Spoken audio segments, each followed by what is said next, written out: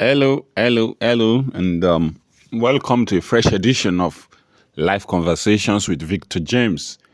I'm grateful for all the encomiums and great commendations from everyone on the last episodes, and it's been quite rewarding experience for me to listen and read comments and listen to people's feedback. Someone even scheduled a call with me. A lot of persons just reach out and want to have conversations. I love it, honestly, to build on what has been said, to offer personalized feedback and explanations and customized solutions. It makes life worth living. Yeah. And so if you are listening and you've not seized the opportunity to try and reach out, come on, it's okay. I know that it's a busy word, but it's not a busy word for me. That's why one of the gifts of God over my life at this moment is time. So you can do this podcast. It's a priority for me. And so a lot of persons have also suggested video podcast. But of course, you have to understand the advantage of audio. It's you can play it anyway, and I think because of the world we live in, people appreciate the passive listening. Whether you are cooking, whether you are washing, or you are stuck in the traffic, you can just listen. And while you are listening, you are doing other things. You can even still be on your phone. But video podcast would mean that you would stay logged in. Of course, I'm a better speaker when you can see me than when I'm talking like this. I'm hiding behind the phone like this, behind the microphone like this. When people see me, it's better because I can gesticulate. I gesticulate a lot, and you can do more. If I crack a joke, it's funnier if you can see my face. But yeah, and that will be a lot more intensive work if we are doing video, because this consistency that I've been able to get since the beginning of 2026 for these episodes, it's as a result of I removed many complications that would come with it. That would come with recording an episode, so that it will not be too difficult. I would not require a secondary or tertiary step to record an episode. I can just do it, and that's helped me a lot. But once you start doing video now, that may be different. Of course, anytime we are doing video, we would also do audio. So, maybe you still find a way. It's a long-term plan, anyway, to start the video podcast. But for now, I like the way we are moving. It's been a lot of consistency and volume of work. Or maybe I should share that secret with you who has listened to this present episode up to now. I'm grateful, and as a reward, let me share a secret. I was in a conversation last month with 3 people. One person has two businesses, registered startups. The other person, I think, is a pastor, in training. That's his calling. I think he's doing masters in theology and religion studies. The third person was, I've forgotten his name now, but he works as a musician. I went to his YouTube page and listened to his music. I was very impressed. He is a musician, an artist, music artist. So in that conversation, one of the things I told them from my own perspective and my own journey, because we talked for probably 2 hours. Everybody sharing their own individual journeys and the lessons along the way. So as a form of tying up all their stories, personal stories. One of the recommendations I made that can help everybody out there, regardless of what you are doing, is to build a volume of work. All right, build a volume of work. Let's look at even the professional setting. What helps you get a job? What helps you is your experiences and the way you can articulate that experience, that it shows on your CV. That is what will necessitate a call from the recruiter. Your experience and how it's been well articulated on your CV. So you worked with public holdings, you work with private equity, you work there. Therefore, now you are recommending yourself for this job to serve in this role. You have 13 years experience, body of work, volume of work. All right. You say you can do event host. How many have you done? You've done this number. These are the videos, these are the pictures. You have done a volume of work. So the trick here, the hack that I'm recommending is this: when you are starting out, when you are in the middle, or you are not starting newly, but you are in the process of creating something big, focus on building volume of work. I used to, maybe I should not use past tense. I am an actor, so let's put it that way. So I've acted in skits. I went back to the YouTube channel, but we've not really done any skits for about 2 years now, maybe more than 2 years, my team and I. But when I went back to the YouTube page, I saw over 800 subscribers.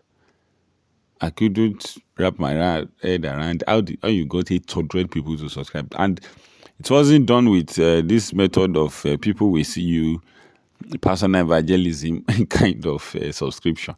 That people will see you, greet you, they will just, I'm surprised. We are very audacious in this our generation. And then say, please subscribe to my channel. I will say, okay. And I think that they would free me. But no, they say they will bring out, please bring out your phone. Let me help you to type it. Let me help you press the subscription. Has it gotten to this level?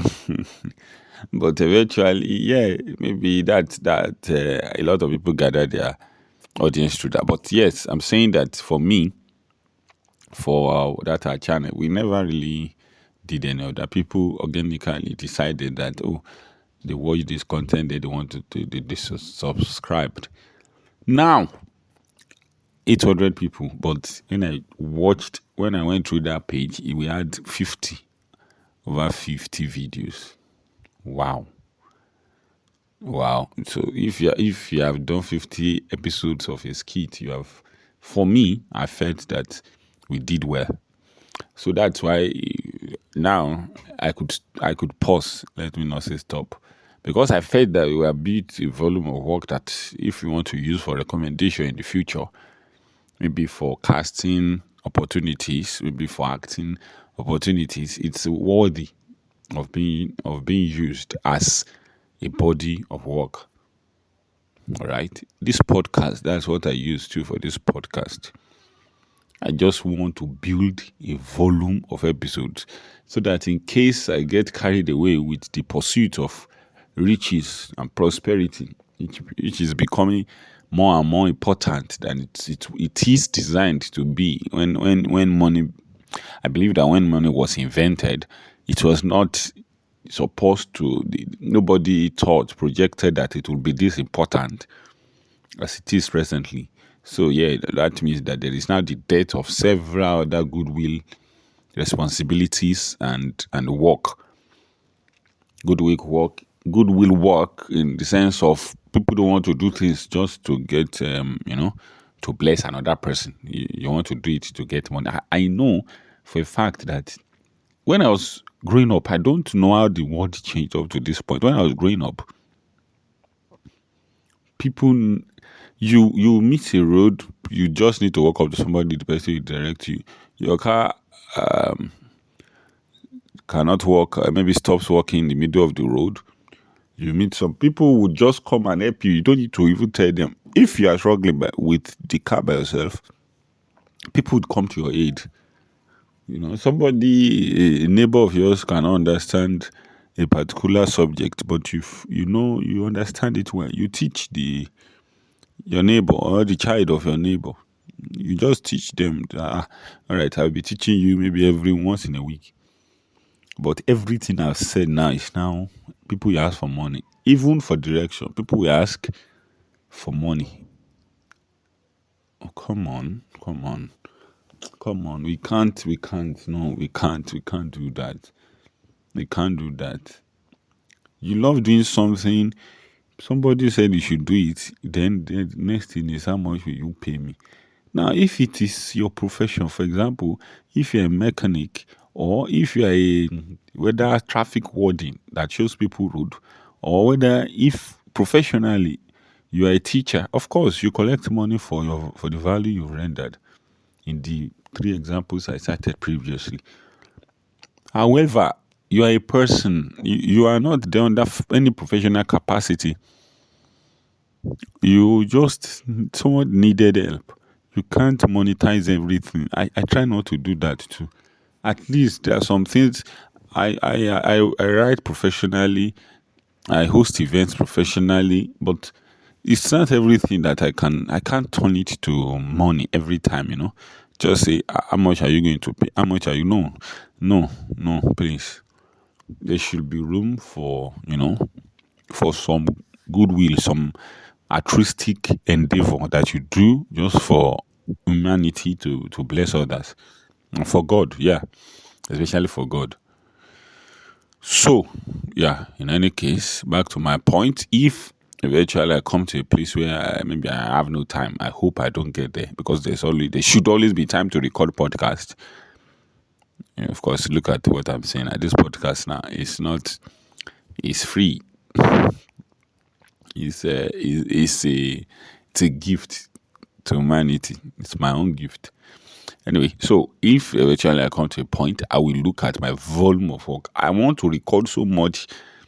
The number of episodes, I want it to be so large in number that my conscience would rest to think that, yes, I've said almost everything that needs to be said, and I would rest with a clean mind, with peace of mind, with no regrets. So whatever you are doing, I want you to build the volume of work. If you're a researcher, like the listener, my own good friend who listened to the last episode and said she just saw tears flowing from her eyes when she considered her own potential and where she is. I'm using you as a point of contact now. If you are doing your research work presently, build the volume of work. Publish this book, publish that, do that study. The one that is just small, little. Don't forget volume. Whether it's just a little study into, you compare 4 papers, do it and publish something out. It doesn't have to be internationally recognized publication every single time. You don't have to churn out excellent work every single time. The more important thing is to build the volume of work that you look back and say, well, I did this. Look at my society where people leave the country. It's one of the biggest dreams of the young population in my country to leave this country, to emigrate. But there are many of them, like my church, for example. You served for 3 years when you were in the church. You gave your everything. You were there you would be singing. You would come in early every single time. You prepare the church. When it's time for worship, you handle the mic. You don't shy away from responsibility. You are in the committee to organize programs. You helped out in great parts of the events the church held.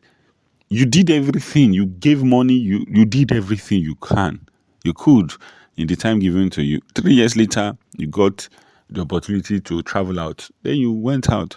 You won't look back in regret because you built a large volume of work, of good reputable work. That's one of the things that I believe helps. And It helps you to go. It helps you to keep going because consistency is difficult to maintain. So if you can't think about consistency, if when the discipline cannot carry you, think about rather, have I done enough? Have I done enough? With entire clear mind, ask yourself whether you have done enough. And then that is the end of that part of this podcast. Let's see, that's part 1. Yeah, welcome to part 2. And this part 2 is clarify what you want. I've talked about volume of work as an evidence to keep you going. But you need to clarify what you want. What do you want? It's a question that's been asked of us since we were babies. We're crying, ma, ma, ma, ma. What do you want? You this boy, what do you want? You this girl, what do you want? Then you say you want water, you want ice cream, you want this. At that time, it was easy to recognize, identify what you wanted. But now, it's more difficult. I watched Pirates of the Caribbean. I rewatched Pirates of the Caribbean yesterday and between last week and yesterday. So there is a compass that Jack Sparrow had in his hands. So every time that compass, whoever holds it, and you look at that compass, the compass will point to the direction of what you truly want. Now, it's important to add truly, because it's not just what you want. If you want 3 things, the one you want, desire the most, that's where the compass would point to. It was difficult for Jack Sparrow to use that compass because he didn't exactly know what he wanted, because he's a conflicted character. It was clear in the movie. You would want this, then you would want this, you want this. He has a lot of wants within just one singular part time. So most times he will give somebody, he will convince somebody to want what he wants and then tell the person to use the compass. Anyway, but there's no compass like that. It's a fiction. You need to think the compass will be your heart. What do you want? I will do an episode later on self-awareness because it was also requested by one of the most consistent listeners and encouragers of this podcast, even from 2 years ago. So I will do something on self-awareness, and because I know too that the value of self-awareness can never be overstated. To know yourself, like to be aware of who you are, what you are, how you became this. At least nobody can know themselves 100%, but at least to a very great level. So one of those for today is clarify what you want. What do you want? In 2001, I attended the 2020. I attended the Christmas Carol of Daystar. Then Sam Adeyemi took up the mic just for a session, a very short message. I don't think it was up to 10 minutes. He asked this question. He said, he was preaching, then he asked about, I hope when you get what you want, you would want what you get. Or it's also, when you get what you like, I hope you will like what you get. You get? Do you understand? You get? Do you understand what I mean? When you get what you like, I hope you like what you get. So it's a deeper level of when you eventually get it. Is this what you wanted? I want this. I want a job. I want a job. I want a banking job. Of course, it's been painted to you by all adverts. When you grew up seeing people wearing suits, going in and out, touching money. So you said you wanted to do that. But is that what you want? When you actually get it, is that what you want? I want to study medicine. I want to become a medical doctor. When you actually become a medical doctor, is that what you want? Do you want to care for people? Do you have the desire to do so? Or it's just consistency of a salary that attracts you? You have to clarify again what you want. What do you want? As simple as this question may be, it is difficult for people to write one single thing as an answer. Of course, if you say write 10 things you want, people will write very vague things. I want to be a millionaire. I want to make heaven at last. I want to be a billionaire. I want to marry. I want 2 cute children. I want to go to New York. I want to visit Venice. Okay. What do you want? You have to clarify your need, clarify your want. Is it a life that is beneficial to the world? Is it a life that you can afford everything? Is it a life that you are loved by almost everybody around you? Is it a life where you don't hold anything back? Is it a life without regret? Once you clarify what is more important, because in many instances, these 4 examples or 5 can never happen. Don't happen together. You must be ready to know that this alternative forgone, and yes, I forgone it. Maybe I forgo it. So think that if I'm living this way, I'll probably not be rich, and make peace with not being rich. That was the genesis and revelation, I guess, of my journey as a lecturer. Then I finished university in 2012. By 2011, I already knew that I would want to teach. I was teaching then JAMB classes, and I loved it. I took tutorials in University of Benin. I loved it. I just love being in front of students and teaching. It filled me the sense of great reward and joy. So I just knew that that's what I wanted to do. So by the time I finished school, because I had clarified what I wanted, I was at peace. I didn't have a CV. I didn't send CV to any job. I knew I had to do masters. In the midst of doing the masters, I would get an academic role or a teaching assistant role, use it to pay through the masters and PhD. Then get a more stable job. I won't have money. I had to make peace. I knew that if you're a lecturer, if you're a teacher, riches is not, you are not worthy in terms of money, but you are worthy in kind and in humanity. I knew that I made peace with it as early as 2012. I saw it that, hope you know that I knew it. I clarified it and I said, this is what I want to do. So no temptation.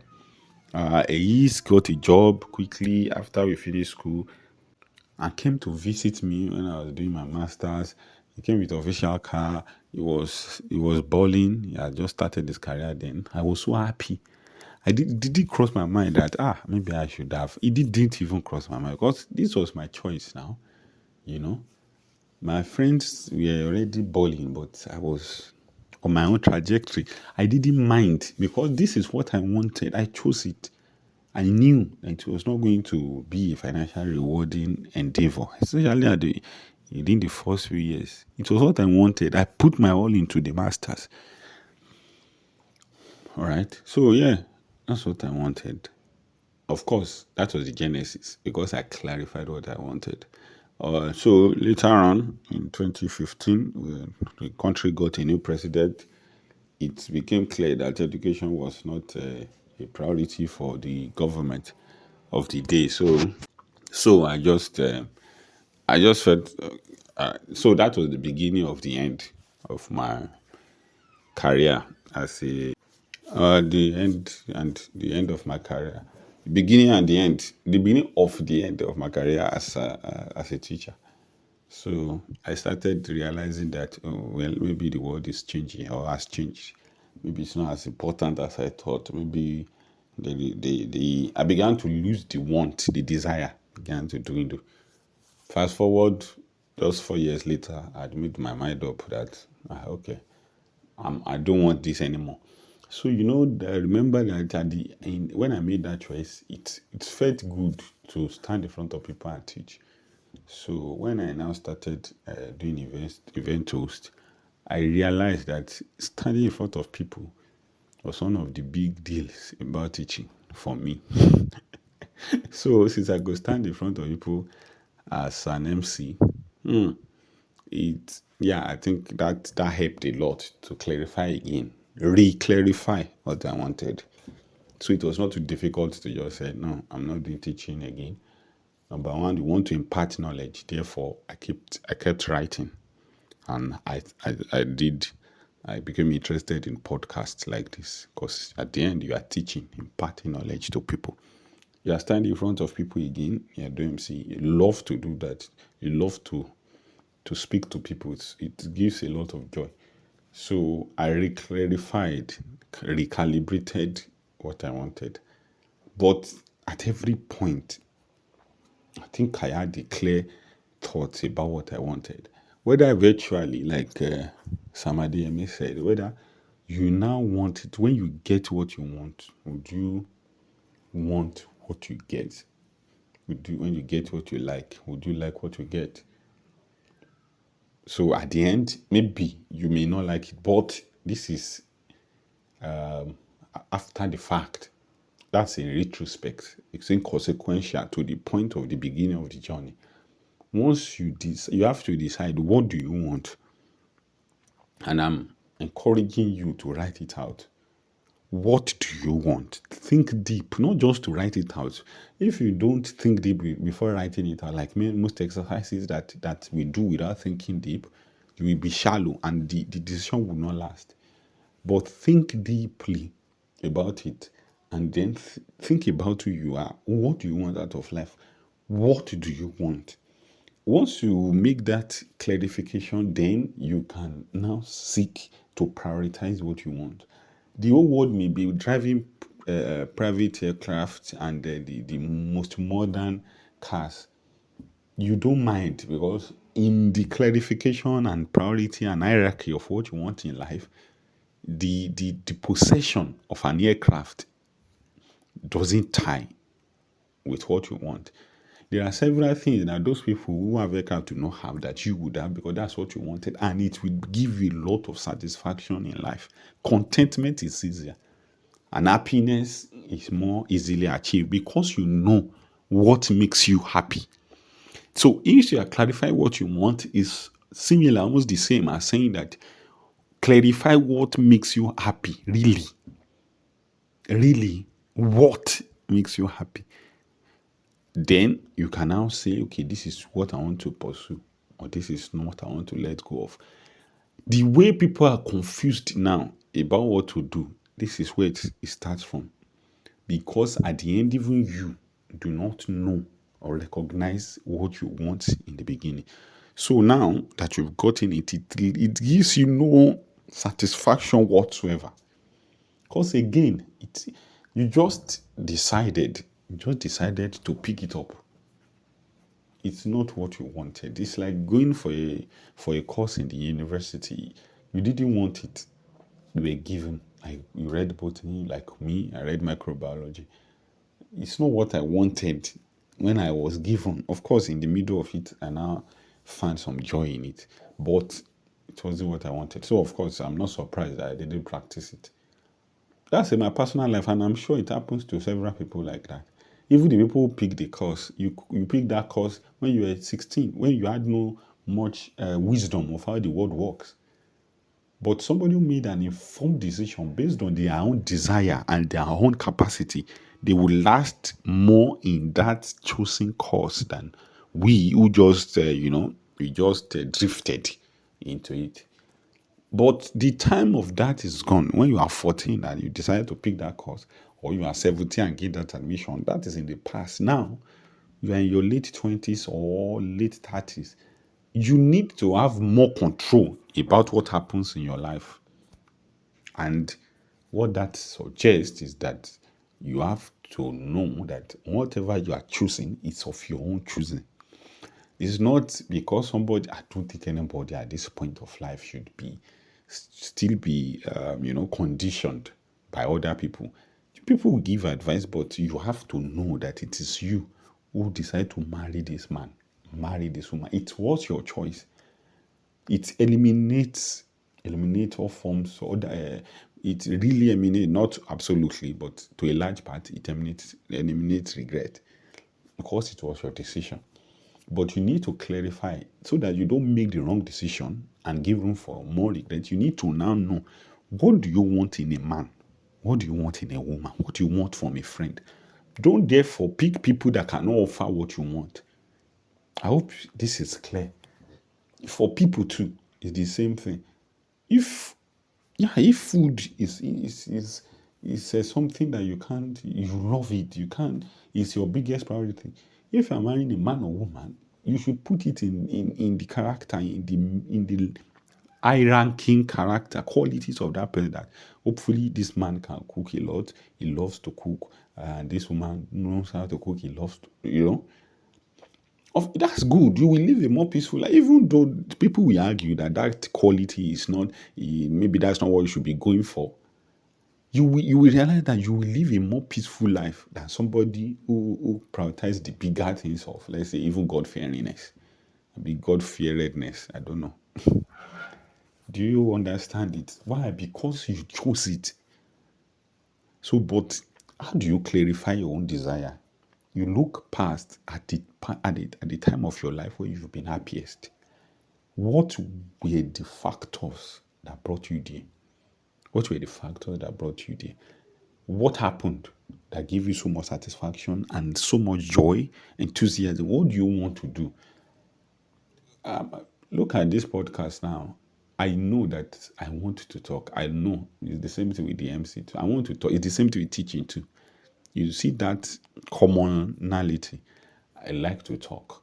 It's filled with enthusiasm to talk to people. I love conversations. Like I started in the example I gave before. Just sit with people and let's talk. Your talk, I listen, I think about it, I try to respond. I enjoy it. It gives me a lot of enthusiasm. Therefore, it should fall in the lines of what I want out of life. But that's just for me. You need to now think about what you love to do.